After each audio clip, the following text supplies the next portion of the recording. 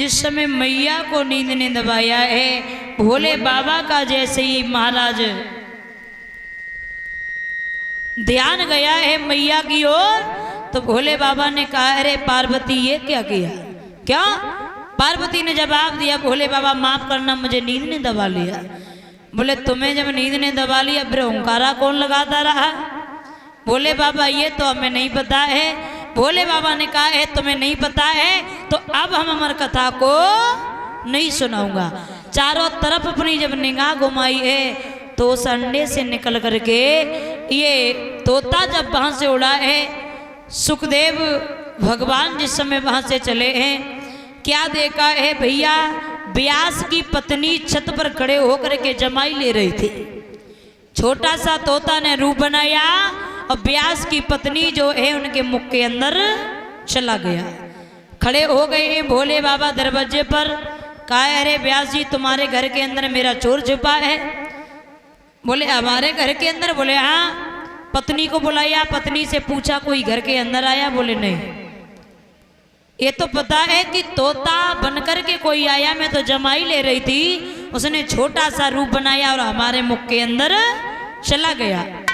भोले बाबा ने कहा है बस व्यास जी मैंने समझ लिया, वो कोई नहीं है, वो केवल और केवल मैंने जो अमर कथा को सुनाया है, उसने अमर कथा को सुनने के बाद ये यहाँ पर आकर के छुप गया है, लेकिन उसे छोड़ूंगा नहीं।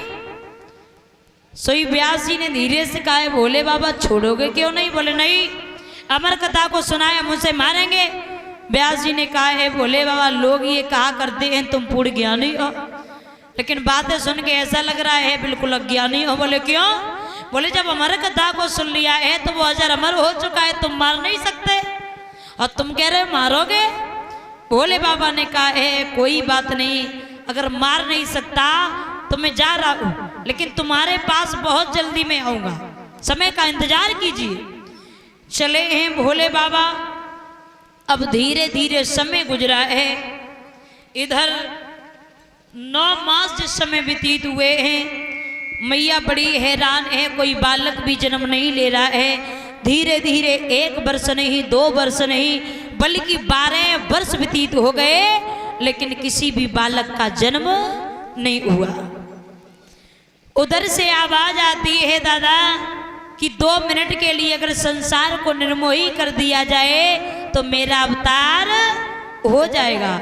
भोले बाबा को बुलाया गया, 2 मिनट के लिए संसार को निर्मोही किया, सही सुखदेव भगवान का अवतार हो जाता है। बोलिए सुखदेव भगवान की। अवतार होने के बाद अचानक से ये बड़े हो गए, मुड़ कर के अपने मार्मिक शास्त्र है जिससे में राजनीति की बातें आती है। ये महाभारत का जब युद्ध हुआ था तो कभी कहता है कि 18 दिन के युद्ध में 18 अक्षौड़ी सेना समाप्त हो गई थी। 18 दिन के युद्ध में 1 अक्षौड़ी पता है कितने का होता है? 1 अक्षौड़ी होता है 2,18,700 का। और 18 दिन के युद्ध में जब 18 अक्षौड़ी जैसी सेना समाप्त हो गई तो विशाल युद्ध हुआ होगा। लेकिन समझ में ये नहीं आता है कि महाभारत का युद्ध हुआ तो हुआ क्यों था। एक कवि कहता है कि महाभारत के युद्ध का कारण केवल और केवल वो दुर्योधन था। एक कह रहा है ऐसा नहीं, वो द्रौपदी थी। दूसरा कह रहा है ऐसा नहीं, कि महाभारत के युद्ध का कारण केवल और केवल भीष्म पितामह जी थे। अनेक अनेक कवि हैं और अनेक अनेक मत हैं, लेकिन मैंने जो दिमाग लगाया, मैंने जो पढ़ा, कि गौर से अगर देखा जाए तो महाभारत के युद्ध का कारण ना तो मेरा श्याम था, ना ही वो दुर्योधन, ना ही वो द्रौपदी थी। महाभारत के युद्ध का कारण अगर देखा जाए तो केवल और केवल एक लोभ था। वो क्यों?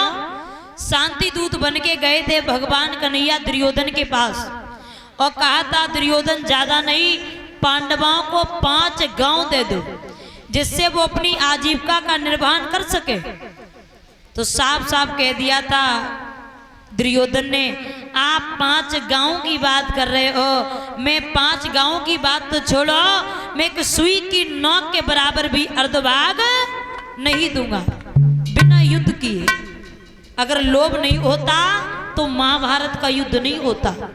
तब की बात छोड़ो, आज का इतिहास उठा करके देख लो कि सगा भाई भाई को जीने नहीं देता है। एक एक हाथ की जगह पर 2-2 फुट की जगह पर भाई भाई को कोर्ट और कचहरी के चक्कर लगवाता है। क्या है? एक लोभ। लेकिन ये नहीं पता है कि भैया कितने भी बड़ी प्रॉपर्टी क्यों ना हो जाए, आप 20-20 प्लॉट खरीद के डाल लेना, लेकिन साथ में कुछ जाने वाला नहीं है। ये माया पर काहे को गुमान किया? ये माया ने किसी का साथ नहीं दिया। कहते हैं कि माया जो है, माया इंसान को ऐसे नचा देती है कि भगवान से भी हटा देती है, भगवान का स्मरण भी नहीं करने देती है। अगर आज हमें 2 रुपए का फायदा हो गया तो शाम को खाना बड़ा लेट लिया और पता चल गया कि कल हमें 4 रुपए का फायदा होना है तो भैया बड़े टाइम से पहुंच जाते हैं। और ऐसा कोई नहीं सोचता है कि आज भगवान का भजन मैंने 2 घंटे किया तो आओ कल 4 घंटे भजन कर लेते हैं। क्योंकि माया ने आदमी को ऐसे जकड़ लिया है जैसे कि एक मकड़ी जाल में फंसी रहती है। इंसान जब दुनिया में आता है तो केवल और केवल 2 पैर होते हैं। कितने? 2 पैर। 2 पैर किसके होते हैं दादा? पक्षी के होते हैं ना। आकाश में उड़ता है निश्चिंत होके, कोई टेंशन कोई परवाह नहीं है। देखिए माया के जंजाल में प्राणी पड़ता कैसे है। धीरे धीरे शादी हो गई, पैर कितने हो गए? 4 पैर देखे किसके होते हैं? जानवर के। कहां बनता है? खूंटे से। शादी वही के खूंटे से बन गए, जहां में कोई शंका वाली बात नहीं है। अब धीरे धीरे 2 बच्चे पैदा हो गए। कितने हो गए पैर? 8। अब 8 पैर देखे किसके होते हैं? अब हमने तो देखे हैं, आप भी कभी प्रैक्टिकल करके देखना। 8 पैर होते एक मकड़ी के, और मकड़ी का काम क्या होता है? जाल को बनाना। जीवन पर्यंत हो जाता है, मकड़ी उस जाल से नहीं निकल पाती है। और इसी तरीके से हम और आप लोगों का जीवन है दादा। जैसे मकड़ी जाल में फंसी है, उसी तरीके से हम भी माया में ऐसे जकड़ जाते हैं जो परमपिता परमात्मा को बिल्कुल भूल जाते हैं। लेकिन याद रखना भैया, ये माया किसी की सगी नहीं हुई। हम लाख दौलत का कहते हैं कि हम लाखों की दौलतों में क्यों ना खेले, करोड़ों की दौलतों में क्यों ना खेले, लेकिन हम जो कमा रहे हैं, मेरा कमाया हुआ धन खाने के लिए कोई और ही बैठा है। खाली हाथ आए हैं, खाली हाथ चले जाएंगे, लेकिन साथ में जाने वाला कुछ भी नहीं है। किसी ने बड़ा प्यारा श्लोक लिखा है कि धनानि भूमो पश्वस गोष्ठे नारिग्रह द्वारा जना शमशाने देहा चितायाम परलोक मार्गे धर्मानु गच्छ जीविका। ये मिट्टी का तन मिट्टी में मिल जाएगा दादा। और आज की डेट में अगर देखा जाए तो लोग केवल और केवल पत्नी को प्यार ज्यादा करते हैं, भगवान को कम मानते हैं। जो भी है वो पत्नी है। लेकिन बाकी के जो संसारिक लोग हैं, जब तुम संसार से अलविदा होगे ना, तो बाकी के लोग तो तुम्हें शमशान तक विदा भी कराएंगे। लेकिन जो पत्नी पर गुमान कर रहे हैं, पत्नी का साथ केवल और केवल घर की देरी तक ही होगा। कि धन धरा के बीच में यो ही धरा रह जाएगा, कि धन धरा के बीच में यो ही धरा रह जाएगा, और पशु भी बंधे रह जाएंगे जब पूछ का दिन आएगा। ये नारी भी तेरा साथ देगी केवल घर के द्वार तक। ये नारी ये नारी भी तेरा साथ देगी, केवल घर के द्वार तक बंद बांधे ले जाएंगे तुझे शमशान तक, तेरी देह को जला करके हर व्यक्ति लौटाएगा, पर धर्म ही परलोक में बस साथ तेरे जाएगा। धर्म के सिवा मानव के पास कुछ और भी नहीं रहता है। जिसके पास धर्म नहीं है, धर्महीना पशु समाना, जिसके पास धर्म नहीं वो एक पशु के समान है, जानवर के समान है। तो जीवन में अपनी कमाई का धन खाओ और धर्म पे चलो। और जिसने धर्म से ही कहते हैं कि अगर एक बार कोई ठोकर से गिर जाता है तो लोग उठा लेते हैं, भैया ठोकर से गिर गया, और अगर एक बार कोई नजरों से गिर जाए, अपने धर्म से गिर जाए, तो उसे कोई उठाने वाला पैदा हुआ ही नहीं है साहब। ऊंचे गिर से जो गिरे मरे एक ही बार, और चरित्र गिर से जो गिरे सो मरे बारंबार। कहते हैं कि जीवन में अगर तुम्हारा चरित्र सुंदर है तो वो ही व्यक्ति सकल जहान में पूज्य होता है। याद रखना, हम देखते हैं कि आज की डेट में अगर देखा जाए तो हमारी नई नई युवा पीढ़ी इस चरित्र को खिलवाड़ समझ लिया है। जगह जगह पर चरित्र लुट रहे हैं, और जगह जगह पर कहते हैं कि पहले एक रावण था, लेकिन अब देखा जाए तो घर घर रावण घूम रहा है। पहले एक सीता चुराई गई थी, लेकिन आज की डेट में देखा जाए तो गली गली में सीता जी चुराई जा रही है। कितना बदलाव हो गया है हमारे इस धरा भूमि पर। हम तो जब सुनते हैं तो बड़ा बुरा लगता है, क्योंकि ये कभी कल्पना कर रहा है, चेतावनी भजन में समझा रहा है।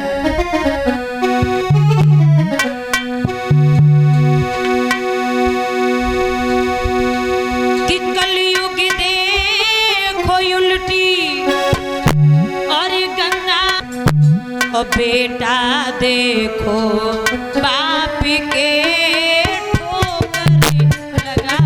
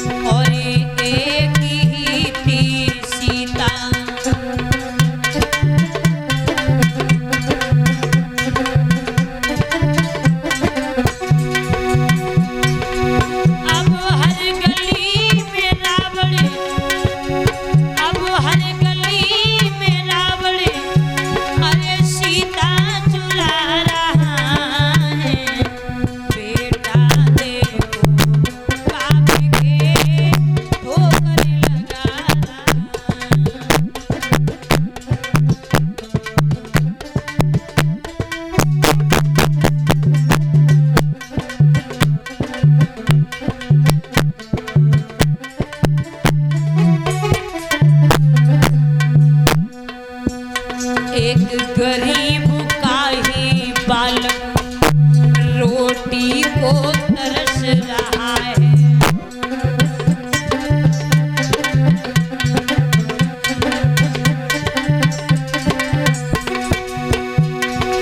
सेठ जी का पिल्ला, सेठ जी का पिल्ला रबड़ी तो उड़ा रहा है। बेटा देखो बाप के ठोकर लगा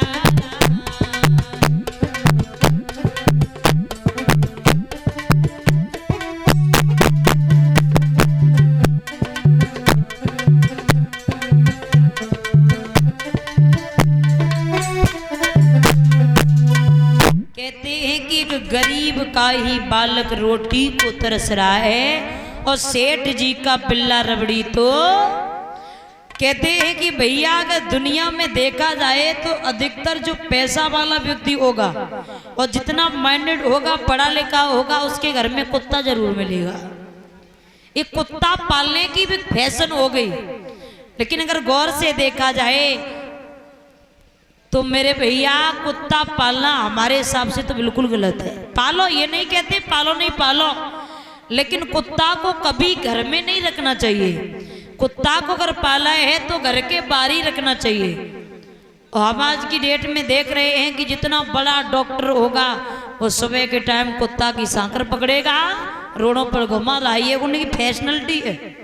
लेकिन याद रखना, जिन घरों में कुत्ता पाले जाते हैं 24 घंटे जो कुत्तों के साथ में घूमते हैं, जब वो मरते हैं तो अगला जन्म उन्हें कुत्ता में ही।